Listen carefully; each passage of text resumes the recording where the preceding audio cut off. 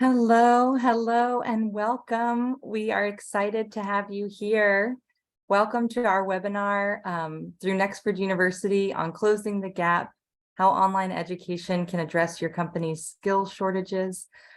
We have a really standout panel here today, and we're excited to have you join us.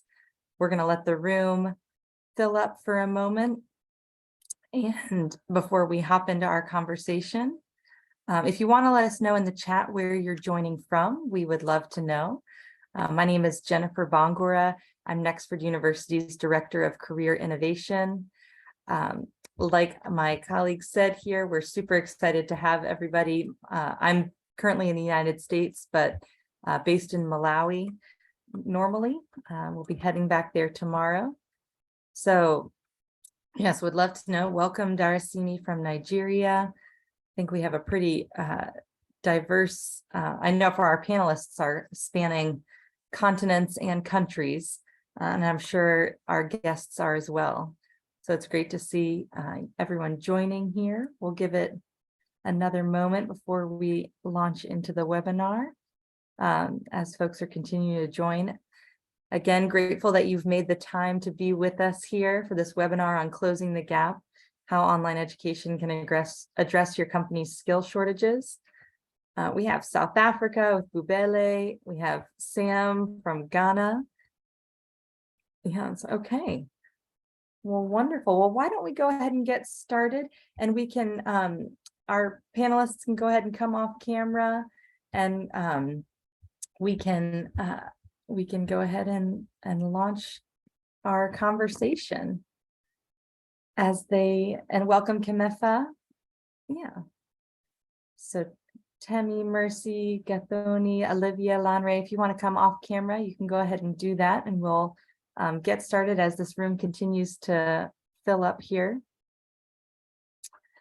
And welcome. Hi, Olivia. It's really, yeah, it's so good to have you all here today. For the structure of this call, I'm really excited to, dig in and hear your insights learn more about your own companies for our audience. I've had the real pleasure of getting to know more about them over the past year, learn more about you and your work, and then, dig into the skill shortages that you're seeing and probably opportunities. And then I'll briefly talk about, Nexford University and our online, learning offerings. So as a quick introduction, like I said before, my name is Jennifer Bongora, and I'm Nexford University's Director of Career Innovation. Yes, please do, as some good housekeeping, if you have questions throughout the webinar, put them in the Q&A, and we'd love to answer them. We'll have dedicated time at the end to go over those questions, and I'm sure, throughout the webinar, if we can pull it in there, we will. So Nexford University is a fully online American licensed university based in Washington, D.C. Our mission is to build socioeconomic mobility through education. And I will talk a little bit more about us at the end. But, very excited to have everybody here. And we'll go ahead and go through this list for introductions of our great panelists. If you want to tell us, who you are, what your work looks like at your company, and then give us, tell us a little bit more about your company. Take the time that you need, and we'll do, Allianz Life Ghana, Identity Pass, Pula, and I'll share your slides, and Sterling. I did alphabetical here. So Olivia, if you would like to go ahead and take it away, we'd love to, hear about you and what you're doing at Allianz Life Ghana. Thank you so much, Jennifer, and good afternoon to co-panelists and everyone joining us on the webinar today. My name is Olivia Mary Anaman. I'm the Group Head of HR for Allianz Ghana, and also Regional WOW Learning Engagement Coordinator for Allianz Africa. So Allianz Ghana is part of a bigger group, that is the Allianz Group, that has been in existence for over 132 years and still counting. Currently, Allianz is the leading financial service provider in the world, with over 126 million customers in more than 70 countries across the globe. Some of the solutions we provide include insurance. If I mention insurance, it means that life insurance, general insurance, health insurance that is in other countries but not in Ghana. We also provide some asset management services. But in Ghana, Allianz Life Ghana is a life insurance company that was established on the 24th of May, 2018. Our company offers a very wide range of life insurance products to cover the retail, corporate, and the SME market in Africa. We also have partnerships with some banks and provide bank assurance and credit life services as well. In Allianz, we say that our people matter. Why do we say our people matter? We say our people matter because we see our employees as the most important variable asset in the organization. And as a company, it's very important when we are recruiting people to look at certain key skills. If I mention key skills, I'm looking at both technical or hard and soft skills within our organization.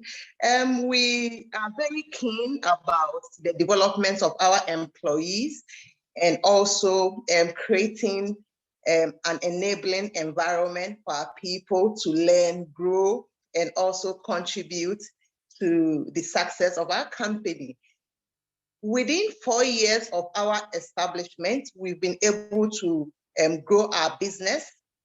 And currently in the life insurance industry in Ghana, from bottom 20 in 2018, currently as at 2022, we are part of the top 10 companies in Ghana, and it's a great achievement.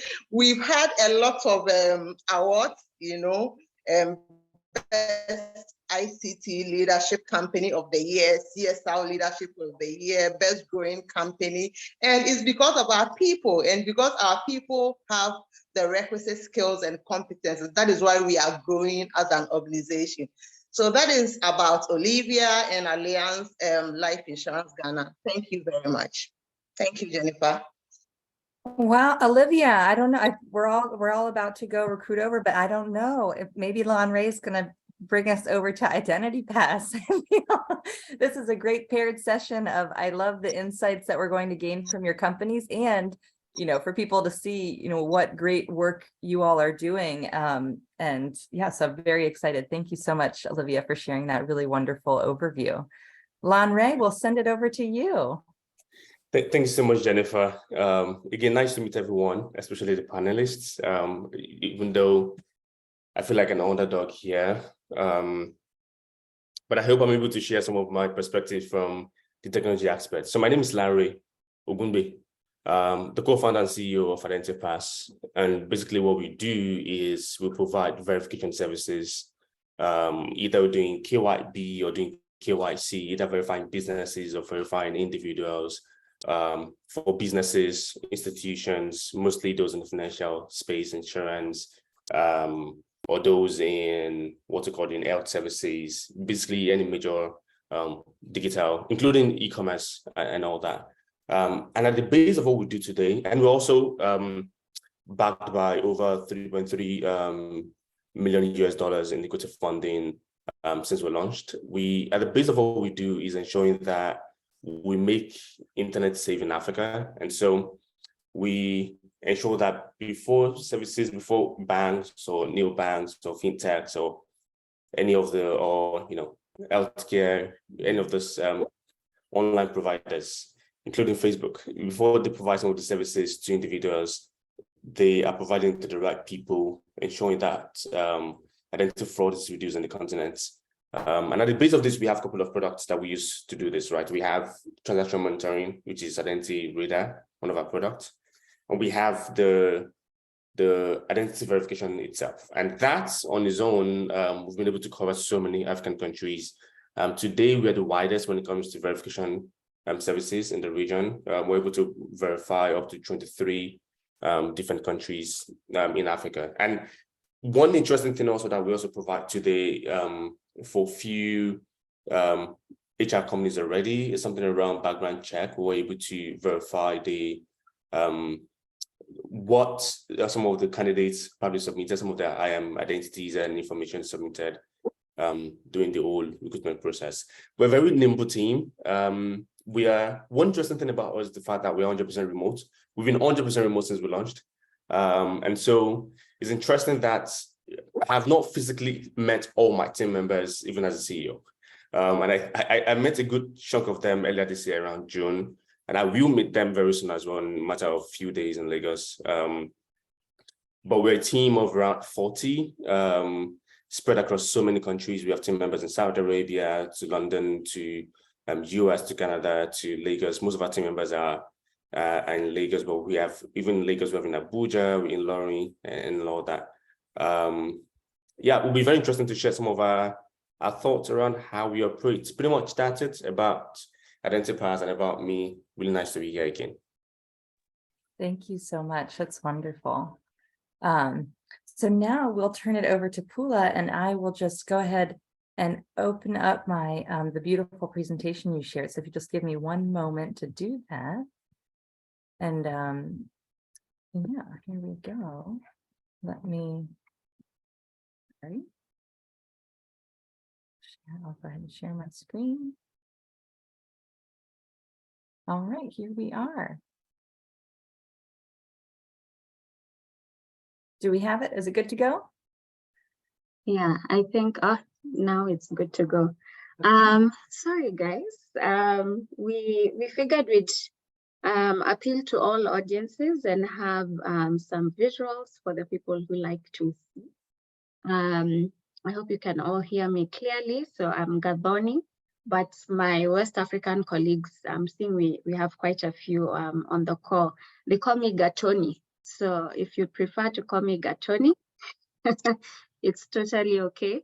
I am Pula's recruitment manager. I support, here we said 6 departments, but I feel like I left out a department, and I wouldn't be surprised if it's actually my own department, because we tend to put ourselves you know, second to last, if not last at all. But yeah, we are based in 18 countries, 3 continents. So Pula has been around now for 7 years. It's been a fantastic journey, having joined the team this year, January, but I've actually been doing talent acquisition for 10 years now. I know it doesn't show, so I'm very grateful to God and good genes. But yeah, my career started almost by accident, and I've noticed a lot of recruiters do say their careers start off by, you know, by accident, but it was a happy accident. I ended up in a university club called ISEC, and somehow I navigated into the talent team and eventually ended up in switching programs to a commerce HR program from a finance program. I know, Mercy, you don't know that about me, so now you know. And yeah, eventually I landed in a couple of really great companies, but I'm so happy to be at Pula. We're actually doing work with impact. And I think there comes a point in time when you ask yourself what you're doing every day. And I think a lot of us had that moment during COVID. You know, what am I waking up for? I have no traffic to get to work. So what is this thing, you know, that I'd struggle every day to get to work to? So for me, it's been an interesting journey moving from corporate into startup, but let alone not just startup, something that I can actually understand and share with my niece. We work with smallholder farmers. We provide them with insurance, livestock insurance, crop insurance, you name it. I think Mercy will go more in depth about what Pula does, but yeah, that's who we are. And on a good week, you can find me being creative, building content, hunting for people, setting up coffee chats. I drink way too much caffeine. Probably next year it'll be my thing to cut it out. I don't think I need more caffeine in my body, but it's, courtesy of the work I do, meeting people, figuring out, what roles to place them in, etc. And on a bad week, you'll find me, honed down to my desk, strictly doing a lot of admin, and anything else where I feel I could be valuable. But yeah, that's a bit about me. That's us as Pula. I'll hand over now to Mercy. Thank you, Gathoni. I couldn't have said it any better. So just to give you a bit of an overview of what we do, we're an agricultural insurance and technology company. We design products for smallholder farmers to safeguard them against yield risks, and our focus is specifically to the smallholder farmers who form like 80% of the farming population. So I'm proud to say that so far we've reached or insured over 7 million farmers, and we have an ambitious vision or goal to insure over 100 million farmers by the time we get to 2030. We do have entities in 8 countries, but our operations span across 17 countries in Africa, Asia, and Latin America. And we also have a couple of teammates who are sitting in Europe. So I'd say Gathoni and her team are our close sisters and brothers, because she brings in the talent, then I take care of the talent from there all the way to retirement. And we like referring to ourselves as farmers as opposed to being carpenters, just as we are in the business of ensuring that we improve the yield of our farmers and we safeguard their income. We also ensure that our teammates are well catered for in terms of the environment they're in. So people operations, the team is all about creating the right environment for them to thrive, ensure that they have what they need. And then from there, they determine their own growth. As opposed to being carpenters, where we determine you're going to be a desk or a seat or a chair. So a bit about Mercy. I started off my journey as a psychologist. I was very invested in ensuring that I do understand mind and behavior, and I'm able to support people along their journey. And I wanted to do that in the workspace. So later on, I pursued a postgraduate in human resource management, and it's been a wonderful journey. My passion deeply lies in people, culture, wellness, and just connecting people to their passion and helping them be the best version of themselves. We do spend most of our waking hours at work, and being in the people space, excuse me, is one of the most influential spaces you can be in, because then you get to help people connect with their purpose and their destiny. I've spent a bit over 6 years focusing on startups. I think just being in this space is quite amazing. There's no day that seems the same from the other, and building systems, processes, and just ensuring that we provide the right support to leadership and teammates has been the greatest experience so far. I started off in an engineering and finance management company, then moved to a network of schools, and right now I'm working and supporting Pula with having a headcount of 100 teammates in the HQ and over 1,000 teammates in the field. So yeah, at the end of the day, I'm drawn to what we do at Pula. I always want to connect with a team that is doing meaningful work. And for me, this speaks to my passion.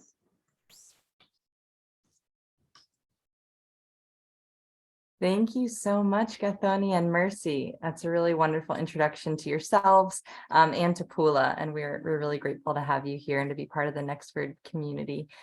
Temi, we would love to turn it over to you and Sterling. Okay, let me know if you hear me. Good afternoon, everybody. It feels good to be here. I'm Temi Dali. I'm the Chief Human Resources at Sterling. And my mandate is to ensure that I have the right people to drive the mandate of the business. Sterling is one of the top 10 national commercial banks here at Nigeria. And our strategy is hinged on 5 core things, and we call it the heart of Sterling. And that is health, education, agriculture, renewable energy, and transportation. And the reasons why we focused on these specific areas, these sectors, is because we believe that these are the sectors that would enrich our communities and our nation. Our strategy is hinged on 3 major things: agility, specialization, and digitization. We started a transformation journey close to 5.5 years now, and we've really yielded a lot of fruits. We have a workforce of close to 7,000. We are spread across the nation. We have close to 180 branches. We also have what we call the lifestyle cafes, where you do banking, but it's like a cafe setup. We're very innovative in our thinking. We pride ourselves actually as a technology company offering financial services. And a lot of the things that we're doing, I mean, we're seeing the results for them. In the past 3 years, we've been named the best place to work in Nigeria, back to back. This year, by Afri Invest, we've also been named the best bank when it comes to service. Our mantra is a world customer bank, and so we personalize service. I want to ensure, okay, I see one of our people here. Nice to read from you. We want to ensure that we give you personalized service. We want to grow with your business and ensure that we enrich lives. We believe that for us to enrich lives, we must win first in the workplace. And so we're very people-centric, and that is evident in our culture and the things that we do. I think I will stop here, and then we'll speak some more as we go through the session. But really nice to meet everybody. One of the things we're also big on is partnerships. And as I listen to everybody talk about their companies, I'm already thinking, see, this is an ecosystem that definitely there are a lot of things that we can do together. So thank you. Yeah, we're going to have to add on another 30 minutes to talk about partnerships among even our companies that are that are here with us, because it really is quite exciting. So thank you. You know, I'm taking notes as you all are talking. And again, we're delighted to have all of you part of the Nexford Career Coalition and as part of our, broader career community, meaning, we want to expose our learners and alumni to relevant, innovative companies who are hiring and who are investing in their employees, and continue to connect with other companies who are also excited about doing that. And so something that I heard each of you mention, whether, from 40 employees, Lanre, at Identity Pass to over 7,000 at Sterling, you all mentioned, your employees and the importance, of course, their contributions to helping your business grow, to build new ideas. So I would just love to dig in. And again, we have such a diversity here of industry too, from identity verification to agri-tech, financial technology company, providing financial services, insurance.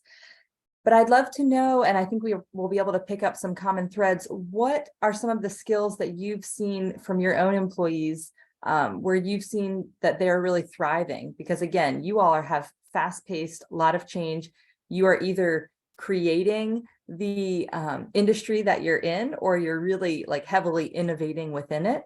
So would just love to hear what that looks like internally for your own employees, and where you see people who have had really great success and what skills they have. So I don't know who would ever, you can just come off mute if you'd like to go first. Lanre, you're smiling. Do you want to go first? I'm happy to. I'm happy to do that. So because we operate 100% remote, one of the biggest skills that I've seen, them at least going from the customers. So sorry, I said customers, from our team members in communication, right? So because we do not see ourselves physically, there's a need for you to learn how to communicate intelligently, even with sending messages, right?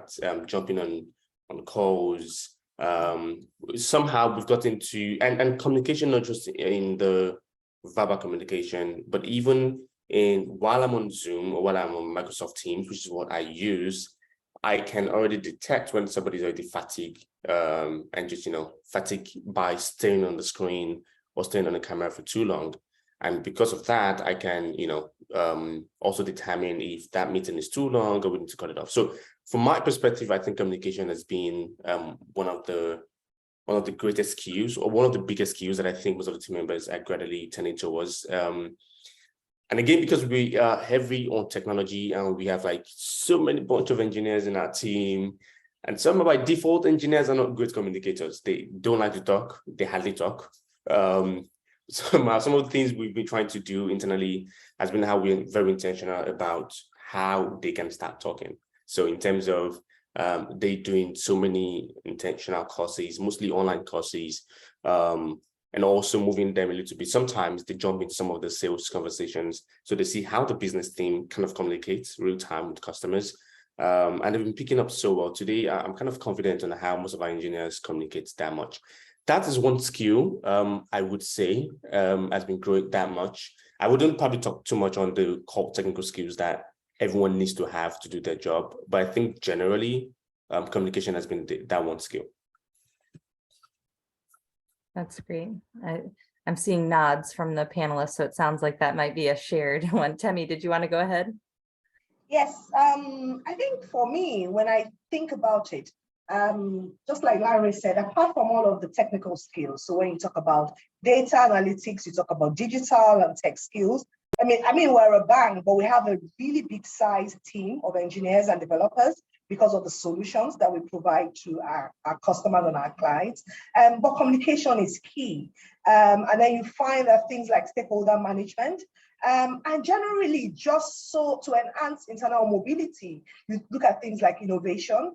And then when I come to what we call the emerging leaders, in terms of the mid-level, we start to look at things like resilience. And I think that for all of us, the pandemic has really shown us how important, even though we say they're non-technical skills, so you look at things like resilience, you look at things like courage. You also look at things like having that entrepreneurial mindset so that there's accountability and there's ownership.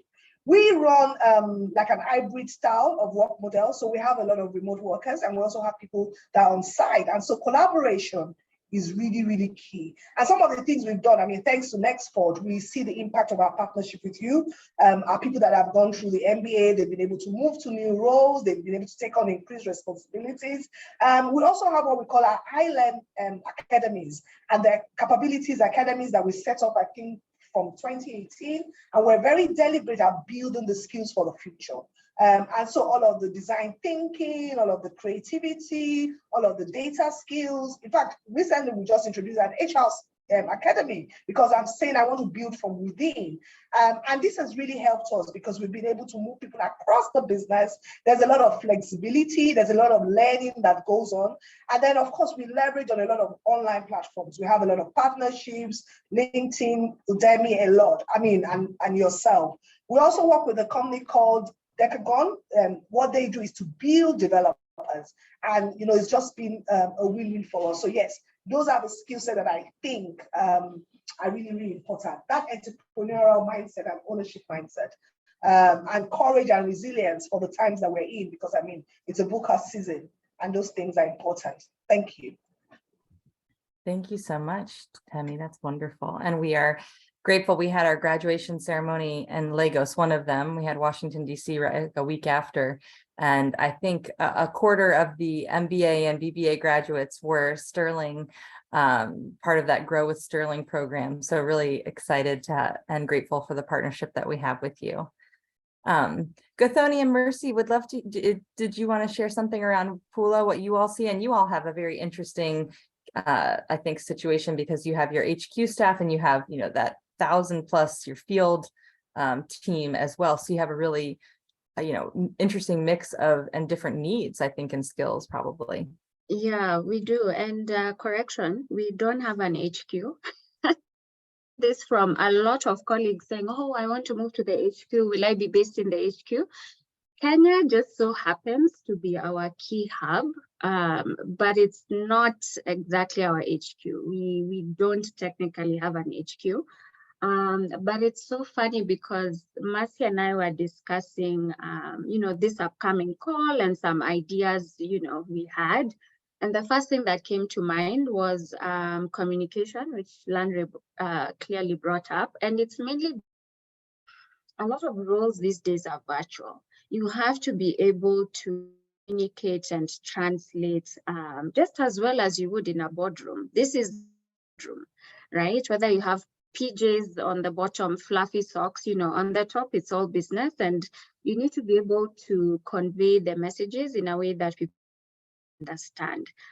So I think the level of communication, whether it's written, verbal, you name it, your ability to translate that on a PowerPoint slide or a Google Doc, or utilizing some of these tools for communication, it's become so much more important than it used to be. Now we really can't overlook it. And a lot of the times now that we have a highly virtual interview process, people don't have to come into the office. You ask someone, hey, meet me on Google Meets. If someone is wondering, where is the Google Meets link? How do I find the Google Meets? It's already setting you off on a path of, are you quite up to speed with the type of communication level we need? So that's why, but I want to focus on 4 things. And if you saw me typing, I was not multitasking. I was just writing down my thoughts because I hate losing my trail of thought. We've been talking a lot about data analytics, and it's been the in thing, I think, since 2016 or so. But some people always forget to mention is interpretation. You can have data analytics. There's tools out there which can pull all this information for you actually. How you interpret the data and how you use it to create impact in the business, a huge key factor. So it's not just about being able to pull up a chart or some fancy, I don't want to show how outdated I am, but a nice pivot table and say, yeah, this is the information.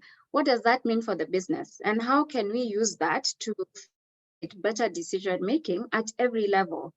So I think that's one aspect that needs to start going hand in hand. Data analytics and interpretation. We don't just stop at analytics, we interpret it so we know what to do. Other things I had in mind, and this might be a bit more specific to a scaling business, because I found out of all the places I've worked, I've needed these skills more than any other place. More than working in consulting in very well-established firms, some over 50 years old, into a 7-year flexibility. Because today I'm a recruitment manager, tomorrow I might be an executive assistant, right? And with that also, I don't know if we can consider this a skill, but humility, right? You might have your PhD and your master's degree, right? But you're being asked to assist someone, let's say, manage their calendar. And maybe you choose to do it, but even that choosing to do it, it's humility. And you need that in a fast-growing business. It's not just about wearing all those hats, it's wearing them proudly and saying, it's okay for me to be doing this with all my years of experience, because that's how we learn. I don't want to talk too much, but 2 more, I would say speed. Things move so fast. I think many times I'll even find myself telling candidates, if you need to reach me really, really fast, please send me a WhatsApp. This is my official WhatsApp number, because we are on the fly, to the point that sometimes email is even slow.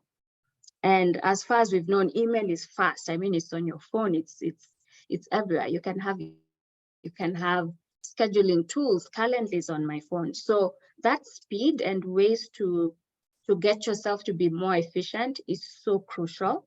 And then the last one I'll say is curiosity, right?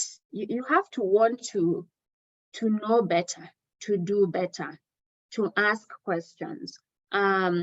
Especially in this space, it can't be enough to say, we know, we've been here before, or we've been here for 6 years, we've been here for 7. That's it. Thanks, everybody. We are good. No, we have to keep asking questions, keep exploring new options. We started off as advisory. That's why we are called pool advisors. And today we are barely doing any advisory, right? You have to evolve, because with the curiosity came solutions and answers telling us, hey guys, you'd actually be better off doing actual impact work than just advising. Over to you.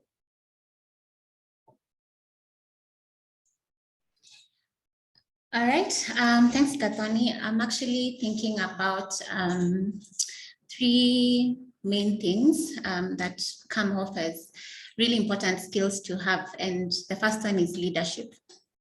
I know we all talk about leadership skills, and we all want to grow up the corporate ladder, but it's not only about, you know, growing from one level to the next, but also being able to lead yourself, lead the team, and be able to lead the business.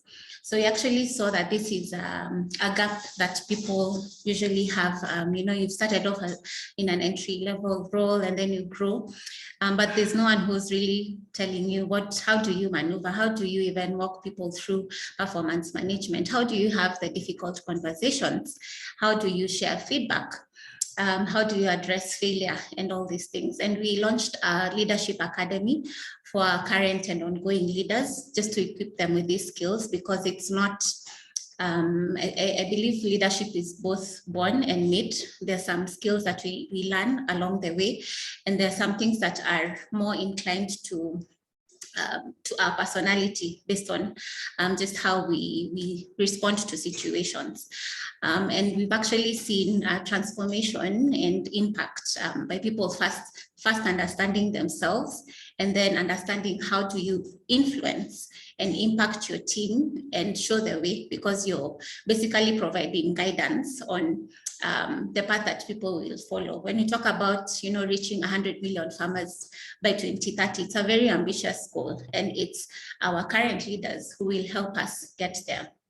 So investing early on, it's personally, it's something that I have been able to benefit from. I have spent a bit of time, you know, reading a couple of books, understanding what does it take to win trust with my people, what does it take for me to be able to achieve results and get us to where we need to be.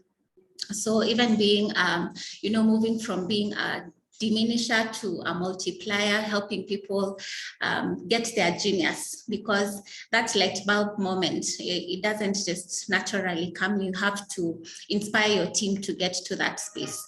And things like micromanaging, you might think they're, you know, efficient ways of getting that number across, but you're actually causing a bit of a brain freeze and shrinking the creativity, the innovation that we've talked about. And then the other thing is on stakeholder management. I think it's a huge one for us because our model is very interesting. So we design the product, and then we partner with insurance companies and reinsurers to place the risk with them for our clients who have smallholder farmers organized under them. So there's a lot of connecting the dots across the board. And for you to be able to run an end-to-end delivery process, you need to understand, what do my stakeholders need, what's in it for them, and how can I get them the results? And at the end of the day, it's taking ownership of your role. You know, it's not about tying it back to leadership. It's not about the title, but about the role that you're playing in the business.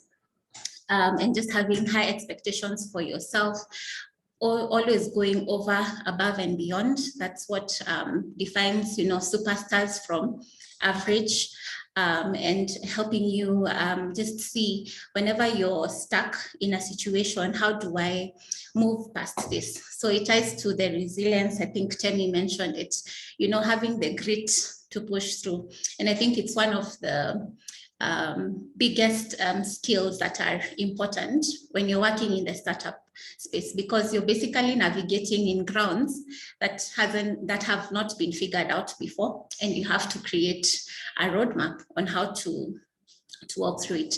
So having a solutions first mindset is the third one. Being able to think beyond, problems are easy to diagnose. We can all see them, but no one wants to have a pack of complainers. They want to have people who can figure out the solutions. We are stuck here. I think we can do A, B, C, and D. They want innovation. New ways of doing things. I think when I'm usually onboarding new teammates, I tell them, we hired you because there's something extra that you have. So it doesn't mean, you take a back seat and you see this, we can do something different here and it can get us success and you don't see it. We encourage people to challenge the status quo. And that's what I think has gotten us to where we are at right now. We started from selling the product directly to the farmers and realizing this is not working. And then we started working with our clients who now have, thousands of farmers, and it has made it possible for us to be able to reach the 7 million I'm talking about. So Solutions First is also all about being able to fail forward, and it ties to also being congruent, being honest about where you're at. When you've fallen short, acknowledge that you have actually missed the mark and get to learn from those failures. You might think, in the corporate space, I have to cover my back, I don't want anyone to see where I've messed up. But we've actually grown at Pula because we have realized A, B, C, and D is not working. And we've admitted where we've gone wrong. We've spent time to look at our failures and attached a lesson to it and moved forward. I think most of the time we're not able to move beyond our failures because there's a lot of shame that's attached to failing. But when you actually think, this failure is actually could be a lesson that will help you move to the next level, you're able to move faster beyond it. Yeah, back to you, Jennifer. I love hearing from all of you and, what it takes to succeed in your individual companies, but then again, seeing this diversity that, in your sectors and the type of talent that you're hiring for, but that the common threads that are existing, certainly around communication. I loved, Lanre, you talking about this cross-functional exposure and making sure people have that opportunity to stretch themselves, it sounds like, so that to help them grow. And I'm sure too, for your sales team to better understand your engineers and, ways that they thrive. So yes, thank you for sharing these insights. I have so many good notes here for myself. I feel like I'm getting to learn from all of you during this conversation, of course. So I think I will just want to ask another question, and we have such a rich group here that we just have time for one more before a brief presentation. But I'd love to hear more about how you focus on the upskilling and reskilling of your employees. We see these World Economic Forum reports that ranging from 2025 to 2030, definitely by 2050, the half-life of skills, how every 5 years we are having to really revisit what skills are essential. But how are you forecasting that for your own company or yourself?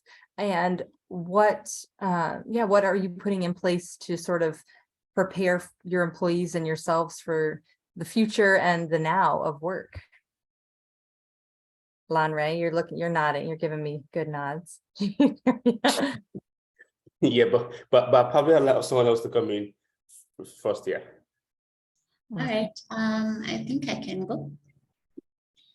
All right, so I mentioned that we have the Leadership Academy, and this is more of a succession planning strategy. So we run it for our current and future leaders, given that they play a very important part in the success of Pula. So to ensure that we build highly productive teams, because at the end of the day, as I said, our leaders are the one who are guiding our teams into our vision.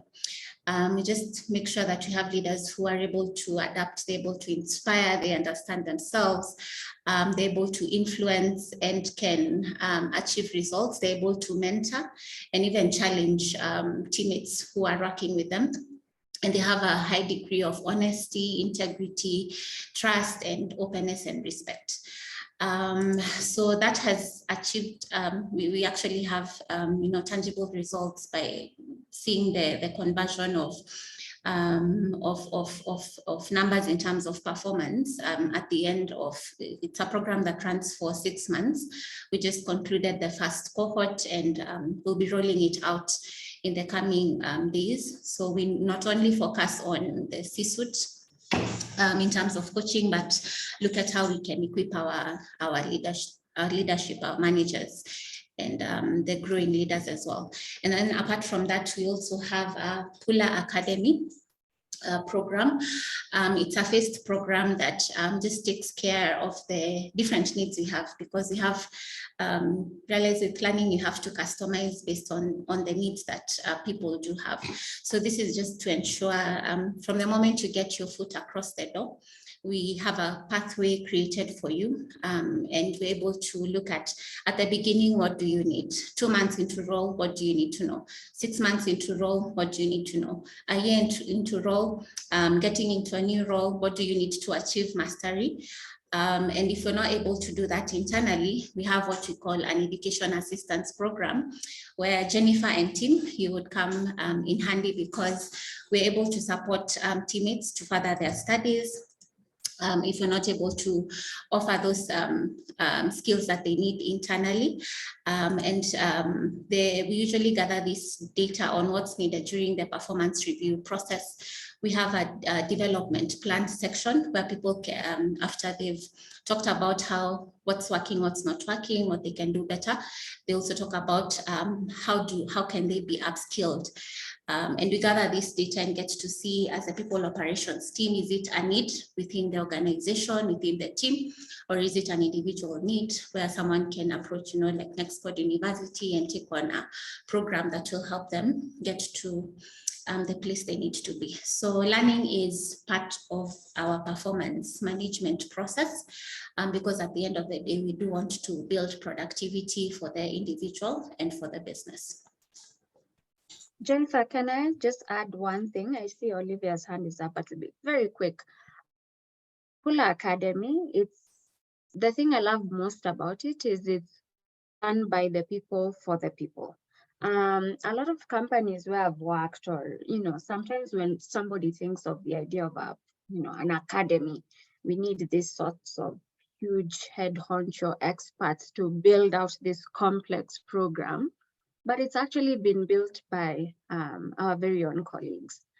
We've taken people from field operations, from insurance team, from people ops to come, from finance team, and ask them, hey, what are you an expert at? What do people really need to know about your department, or that is going to take their development in Pula? It's that simple. And we create a guideline to ask them to come up with a couple of slides, a couple of test questions thereafter, and then everything is uploaded to Engagedly, and it's self-paced. So I think my takeaway from my Pula and the Pula Academy is you can do it yourself. You don't have to wait for I won't name any organizations, but a huge organization to come in, or some huge expert at learning and development to build out this thing. You can start with what you have. And I think that's the quote I attached in my introduction. Do what you have with what you can when you have it. The rest will come as it comes. Back to you, Jen. Thank you. And we'll turn it over to Olivia. I wanted to just say, the thread that I'm pulling out here or hearing is the importance of investing in your employees, because they're the ones who understand your business best. And, Tammy, you were talking about this too, just about, the importance of building up your employees from within, and what dividends that pays internally as they continue to innovate and support and advance the I don't have the direct word here, but advance the mandate of, your work. So Olivia, would love to hear more from you and what Allianz Life Ghana is doing in this. Okay, so thank you very much, Jennifer. In Allianz, we say that we secure the future of our customers. And as a result of that, we believe that if we are not able to secure the future of our employees, then the promise that we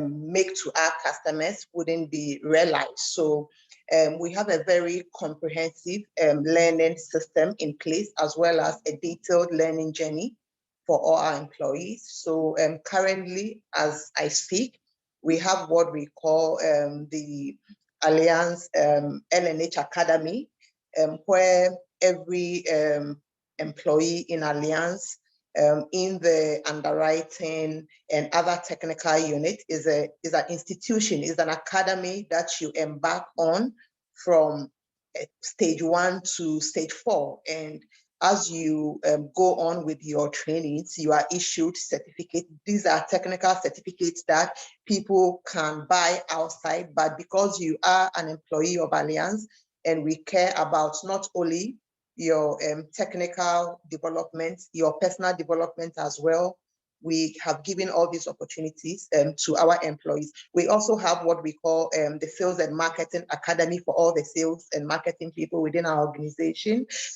We also have the Operations Academy. Currently, I'm happy to say that we have what we call the Allianz Leadership Passport. The Allianz Leadership Passport is a must-have leadership passport for every people leader in Allianz globally. So if you are a leader and you have a minimum of 2 direct reports, it's a compulsory program that you need to undertake. It focuses on leadership, building resilience, teamwork, collaboration, so that you would be equipped as a leader, so you also impact on your team members to achieve the needed result. We also have what we call the PDP, that is personal development plans. We believe that if we are able to help our employees achieve their personal objectives, okay, it would automatically impact positively on our business objectives. So we take keen interest in our employees' development. Every year, our employees get the opportunity to fill that form, and it's mandatory for every team leader to sit down and discuss this development items with their team members, monitor to make sure that they are seeing progress to allow them achieve their personal objectives. We also have what we call monthly performance review, quarterly performance review sessions, where we give opportunity to our employees to mount the big platform, to tell us all the achievements in their department, the challenges they are facing, what the team have been able to brainstorm with respect to solutions that they are bringing on board. And we have a series of book review sessions, all these to ensure that we equip our people with the requisite skills, knowledge, and competences that they require to do their jobs. Thank you. This is amazing. Yeah, I can tell how important it is to all of you, again, to continue to really invest in your employees, and that you're doing it in ways that have these great academies and structure from within, but also it sounds like, really listening to what your employees are saying and what their self-directed growth and how they want to build their skill sets and where they're seeing their careers grow and go. So I'd love, if I see maybe some hands are raising, if people want to put questions in the Q&A, that would be great. I wanted to briefly give an overview of what we do at Nexford so that folks can just have an understanding before we wrap up. I think it'll just be 5 minutes. And then, we'll have some time for Q&A. So if y'all will just give me a moment to share that, then I will go ahead. Like I said before, at Nexford, we're trying to reimagine the talent challenge for skills-driven businesses. We have, our partners that are here today who we're really grateful to have as part of our Nexford community. We see that, as you saw when we were sharing this webinar, that by 2030, the global talent shortage will leave over 85 million jobs unfilled, costing the global economy over $8.5 trillion in unrealized revenue. And I think it's, again, the companies that are here today, from Identity Pass to Sterling, Allianz, Life Ghana, and Pula, you all are across countries, you are global, and you're seeing also the need, especially Lanre, to identify talent beyond borders. And it's pretty moving. We have seen from research, it's just as difficult to develop and retain existing employees. Lack of career development and opportunities is the #1 reason that employees leave. And 94% would stay longer if they're with companies that help them learn. And we have little things popping up here. And so that's something that also, we see with the companies that are here today. That's clearly top of mind and really important to you all. And you understand the importance of that. And, here we have this intersection of retaining, attracting, and developing talent, and being this talent challenge. So your best talent, your high potential, they understand their value. And at any given time, half of them may be looking for another job. Identifying and recruiting talent. Gathoni was talking about this, on her best days and her, the worst days, she's staying up all hours looking for talent. And we understand how hard and difficult that can be to find. And of course, you want to develop and continue to invest your current talent and the skills of your current employees. We often see a challenge here will be a mismatch with the new and innovative projects that people are, your company is trying to drive forward. So, here we are, Nexford University. We power the most successful workforces on earth. We have competency-based training programs focused on the future of work, the needs of industry, and really how people learn effectively. So like I said before, we're 100% online, licensed, and based in the United States, in Washington, D.C. And then here are just different solutions that we offer. We have the Attract with our Learn to Earn. So you can hire talent with job-ready skills on day 1 of employment, so that they're ready to go and ready to jump into the work that you're trying to achieve. Then we have Developing, so our Nexford for Talent offering, so that you can upskill your current employees and achieve those future revenue goals. And then finally, thinking about retaining talent. So improving retention through training programs, offered as an employee benefit.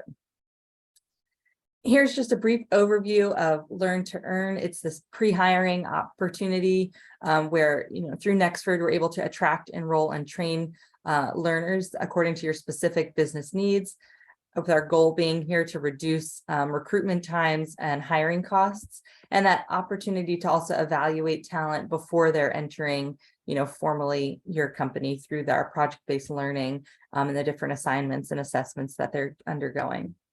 We have Nexford for Talent, where, making sure that your current employees have the skills needed to capture that future revenue.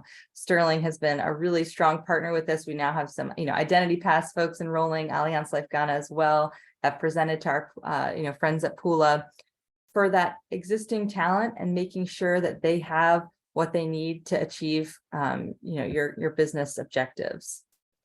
And then thinking about retention and your longer term talent strategy, maximizing retention. I love, thinking about through your performance plans, how your internal academies and training programs align with what your talent is saying that they need. And then also, maybe if there are some gaps, how it can be filled through opportunities like Nexford's programs to fill that, everything that your employees are looking for, and being part of a benefits package there. And then here we have a stackable credential model. So that I really, looking at our program overview, there's something for everyone here. We have courses, pathways, certificate programs, and of course, undergraduate into MBA degrees. So whether you have your entry-level talent who are either degree completers or who are looking for a certificate to upskill, or people who are looking to take it to the next level with their MBA, there's something here. And then what's really essential to us is that our programs throughout the entire curriculum, they are competency based. And so thinking about these 21st century skills that we talk about, the skills that we need for today and, looking ahead to the future, all of these are embedded throughout the different courses and certificate programs that we offer. Here's just some quotes from people that have been happy with, our learners and both our partners here. Really happy with the flexibility that we're offering. And so I think this is the conclusion. This is just some of the companies where our learners and alumni are working. It's a pretty exciting spread of folks. And yeah, here's, we also, people have really enjoy going through our offerings, our learners who are the most important part of our puzzle here. So I'll stop sharing, and I wanted to say, huge thank you to our incredible panelists who have joined us today. Lanre, Gathoni, Temi, Mercy, Olivia, you have just shared so many rich insights. I'm looking forward to, going through my notes here and sharing some of those out with our learners and alumni. Yes, we will share this deck as part of our follow-up. So thank you for that question. I'll share this out with you all, or have it, I'll share it with my great colleague, Roshan, who's been so wonderful in making this webinar happen. So yes, this concludes our webinar. Please don't hesitate to follow up. My name is Jennifer Bongora. I'll include my email in the follow-up if anyone wants to connect and have a conversation. I'm giving a digital round of applause, we as to our panelists for really making the time to share more about your incredible work that you're doing, and your time with the folks who are attending today. So thank you to everyone. And oh, I'm so sorry. Well, it sounds like Bubale, I'll connect you with maybe Mercy and Gathoni after they want to know when you're spreading into Zimbabwe and South Africa. So we've got expansion questions. We are already in Zimbabwe. We actually have 2 colleagues in Zimbabwe, more on the commercial side. But yes, feel free to get Mercy and myself. We are very active on LinkedIn, so happy to speak further. That's wonderful. Have a beautiful rest of your day, and thank you to everyone for joining. Oh, great. And Fayun, Rufus will be in touch. Take care, everyone. Bye. Bye-bye. Thank you. Thank you so much, Olivia. Thank you, Jen.